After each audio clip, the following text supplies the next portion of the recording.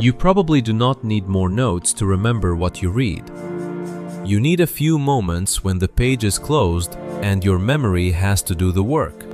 That sounds almost too simple, but it changes the job of reading. Instead of collecting more highlights, you practice finding the idea again. The goal is not to remember every sentence. The goal is to leave with a small structure you can rebuild later. Here is a 3-step routine you can use with a book, an article, a report, or a textbook chapter. It takes only a few extra minutes, and none of the steps requires a new app or a more elaborate notebook. Step 1 is recall before review. Read a short section, then close the book or hide the screen.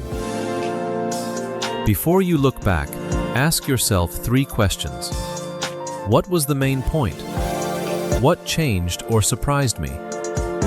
What part can I not yet explain? Give yourself about 2 minutes. Speak the answers out loud, write rough fragments, or draw a tiny diagram. The format does not matter. The important part is that the source stays closed while you try. This is different from rereading. Rereading can make a paragraph feel familiar because the words are right in front of you. Recall asks whether you can produce the idea without that support. Familiarity feels smooth. Retrieval shows you what is actually available. Your first attempt will often be incomplete. That is useful. A blank is not proof that the reading failed. It is a precise signal showing where the idea has not formed clearly yet. Now reopen the source and compare. Do not reread the whole section automatically. Look only for what you missed, distorted, or could not explain. Add one correction, then close the source again and say the corrected idea once more. That sequence is the heart of the method. Try, check, repair. The attempt comes before the rescue. If review always comes first, the page keeps doing the remembering for you. Step 2 is 1-sentence compression. After you can roughly recall the section, compress it into 1 sentence. Not a list of topics, not a string of keywords. Write 1 complete sentence that names the idea and the relationship between its parts. Imagine Maya is reading a chapter about why maps distort distance. Her topic list might say projection, scale, shape, and navigation. That list names the furniture, but it does not show how the room works. Her compressed sentence could be, every map preserves some relationships by sacrificing others, so the best map depends on the job you need it to do. That sentence is useful because it contains a mechanism and a consequence. It gives memory something connected to rebuild. If Maya forgets the examples, she can still recover the chapter's central logic from that one line. To test your sentence, ask 3 questions. Could a person who did not read the section understand it? Does it explain how or why, rather than merely naming the topic? Could you use it to predict an example? If the sentence is too vague, return to the source briefly and sharpen it. If it becomes a paragraph, decide what the section would lose if you removed one idea. Keep only the part that carries the most weight. Compression is not about making the material tiny. It is about choosing a handle. A good handle lets you lift the larger idea later. Step 3 is 24-hour retrieval.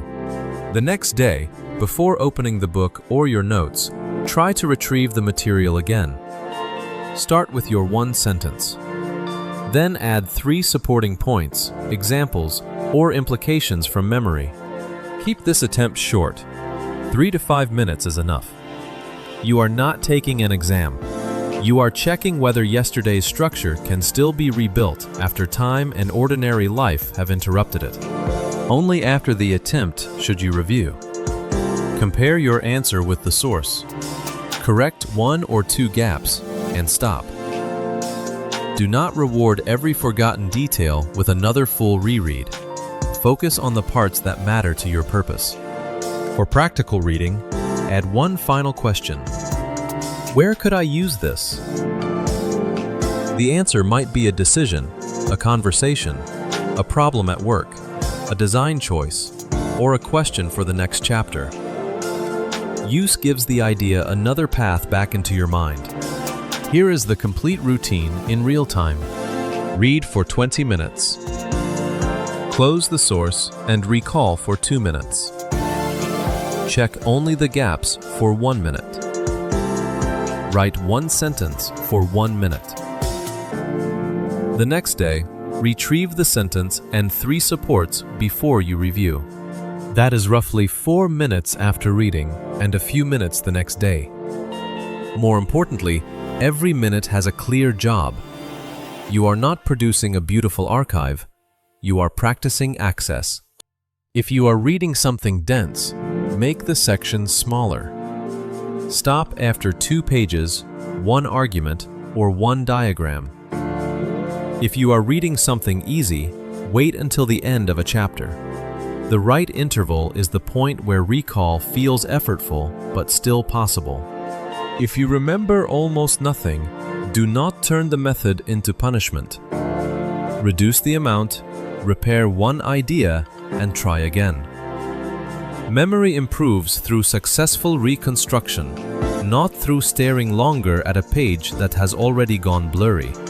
If you remember nearly everything, increase the interval or combine sections.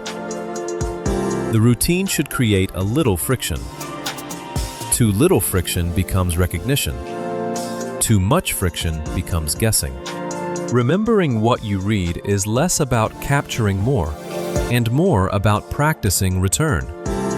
Recall before review. Compress to 1 sentence. Retrieve again after 24 hours. Try it with the next 10 pages you read. Close the source before your memory asks to be rescued.